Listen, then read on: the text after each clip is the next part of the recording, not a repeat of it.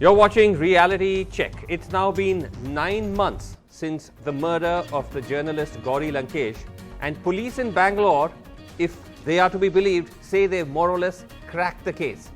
Arresting just a few days ago the man they claim pulled the trigger, making it a total of 6 arrests in all. Now, based on the charge sheet and on media reports, police claim that Gauri Lankesh was killed by men loosely associated with a number of Hindutva fringe groups spread across Karnataka, Goa as well as Maharashtra. Now, according to the police, the accused believed that Gauri Lankesh posed a threat to Hinduism. The charge sheet has this quote: "The accused were angry with Gauri for speaking against the Hindu Dharma, gods of the Hindu Dharma, and insulting the Hindu Dharma." A total, as I said, of 6 men have been arrested. The police claims several of them have confessed to their role. Amongst the main accused are Naveen Kumar from Karnataka. He sold pump sets. He apparently was the founder of a group called the Hindutva Sene. He was already under arrest in an illegal arms case, but then he was arrested again in the Gauri case. The charge against him is that he supplied the bullets used by the shooter. He says he was contacted by a Praveen. Sujit Kumar, also known as Praveen from Karnataka, also was arrested as this person, the Praveen who supposedly drew Naveen Kumar into the plot and also helped with logistics.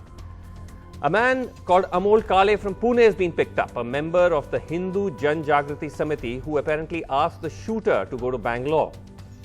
A man called Amit Degvekar from Goa is supposed to be a member of the Sanatan Sanstha, also accused in the plot. And finally, as I mentioned, a man called Parshuram Wagmare, also from Karnataka, said to be unemployed, said to be a member of the Sri Ram Sene of Pramod Mutalik, and the charge sheet accuses him, or the police accused him, of actually riding in the pillion, going to Gauri Lankesh's house, opening fire on her, and the police claim rather, that he's confessed to them that he acted on the instructions of Amol Kale. Now, the so-called shooter of Gauri Lankesh, this Wagmare, has been seen in this image on your screen with Pramod Mutalik, who is the head of the Sri Ram Sene, a group, as we know, that was one of the main accused in the what is known as the Mangalore pub attack case, subsequently acquitted of those charges. Now, he says that he's been, Mutalik that is, that he's been meeting all kinds of people, so it's wrong to link him with this particular accused or with the case, with the Gauri Lankesh murder case. But when he was asked today about why the Prime Minister has not reacted to the Gauri Lankesh killing, this is what Mr. Mutalik had to say. ಯಾರ್ಯಾರು ಬುದ್ಧಿಜೀವಿಗಳಿದಾರಲ್ಲ ಅವರು ಕಾಂಗ್ರೆಸ್ ಆಡಳಿತದಲ್ಲಾಯ್ತು, ಕಾಂಗ್ರೆಸ್ನವರು ಜವಾಬ್ದಾರಿ, ಕಾಂಗ್ರೆಸ್ನವರು ತಪ್ಪಿತಸ್ಥರು ಅಂತನ್ನುವಂಥದ್ದು ಒಂದೇ ಒಂದು ಶಬ್ದ ಹೇಳಿಲ್ಲ ರೀ ಇವರು. ಮೋದಿ ಯಾಕೆ ಬಾಯಿ ಮುಚ್ಕೊಂಡಿದ್ದಾರೆ? ಗೌರಿ ಹಂತಕರ ಬಗ್ಗೆ ಮಾತಾಡ್ತಾ ಇಲ್ಲ. ಅರೆ, ಮೋದಿಗೆ ಗೌರಿ ಹತ್ಯೆಗೆ ಏನ್ ಸಂಬಂಧ ಏನ್ರಿ? ಕರ್ನಾಟಕದಲ್ಲಿ ನಾಯಿ ಸತ್ರೆ ಮೋದಿ ಅದಕ್ಕೆ ಉತ್ತರ ಕೊಡಬೇಕಾ? Or if the Chief Minister reacted to those comments where essentially Pramod Mutalik says that does the Prime Minister have to react to every dog who dies? The Chief Minister of Karnataka reacted to that by saying that anyone who breaks the law will face action. Who are going to violate? Okay. Who are going to support illegal activities? But no action. My government will going to take strict actions. According to law, we will going to give direction to our concerned authorities to take action. So Now, whether Mutalik or whether some other person, I am not bothered about. Who are going to violate our system, we will going to strictly take the actions. All right, joining us on the show tonight, we have Gauri Lankesh from Bangalore. She is the sister of Gauri Lankesh. Here in the studio with us is Adil Singh Boparai, Congress spokesperson. We also have with us Geeta Bhatt, who's a member of the Academic Council of Delhi University, also a supporter of the RSS. Joining us from Bangalore is Arun Sham. He's an advocate, a political analyst, and someone who has also appeared as legal counsel for Hindutva organizations. And also Sugata Srinivas Raju, editorial director, the State Southward, joining us via Skype. Gauri Lankesh, let me just begin with you, and I'm so sorry that you had to hear these comments from Pramod Mutalik about the kind of language that he used. But in a way, quite apart now from the case and how that's proceeding, in a way, this is reflective of the kind of mindset, isn't it, that could have been responsible for Absolutely. inciting that climate of hatred. And you know, whether or not one links that to the killing or not, but it's the mindset which is here on display. I would like to ask Mr. Mutalik if he's really a Hindu at all. Would any Hindu with any Samskruti speak like this against a woman who's a well-respected journalist and an activist who's dead, and speak ill of her like this in a public forum? What kind of culture is he inciting people, and what kind of culture does he have? He's a cultureless, uneducated person, I would like to say, and he's been like this all the time. Yes. He's gone and attacked pubs where women are attacked because they're drinking or wearing anything. You see his culture. This is what he's calling Hinduism. Whereas my sister was supporting Hinduism but was against Hindutva. He doesn't even know the difference. He's the same guy who says he considers cows sacred, yes, and wears slippers made out of cows and watches made out of cow.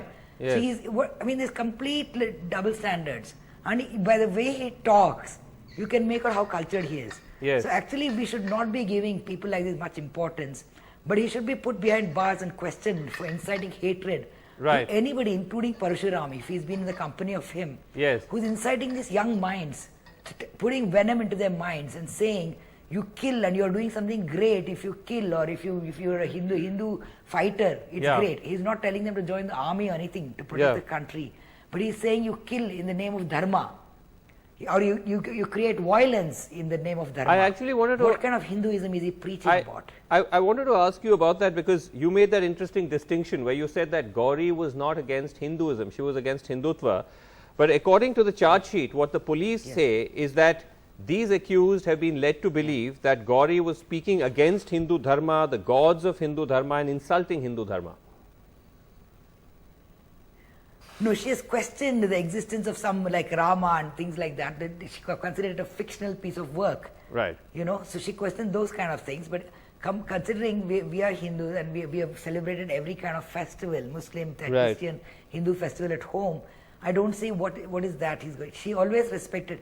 If you ask me, she's the most spiritual person that way. Yes. She was always supporting people who believed in any religion and respected it. But if it comes to violence and the killing, she certainly didn't respect it. I mean, she was against Muslim in certain things in that also, including Christianity. Right. You know, she has voiced out. She's written many articles regarding that as well. Okay. So any kind of religion which portrays hatred, she hated it. Right. She was against it. Okay. Adil Bungwara, let me ask you this, that at the time of the Gauri Lankesh killing, the impression that was given by the Congress was that this was the handiwork of the RSS, perhaps even of the BJP linked organizations, Hindutva organizations. Now what is emerging is something slightly different. It appears to be more splinter groups with affiliations to Hindutva organizations, splinter Hindutva organizations. Perhaps some of these people are even lone wolves. We don't know. We certainly are seeing a certain mindset at play, but is the Congress now, because this is your government in Karnataka, it is your police prosecuting this case, willing to concede that at the moment it would be wrong to directly link the Gauri killing to the RSS or the BJP? Well, Srinivasanji, I think we stand vindicated today. These people are all part of the larger Sangh family, and I must go on record to say that people like Mutalik are a blot in our society. This regressive mindset is eating into the vitals of our society.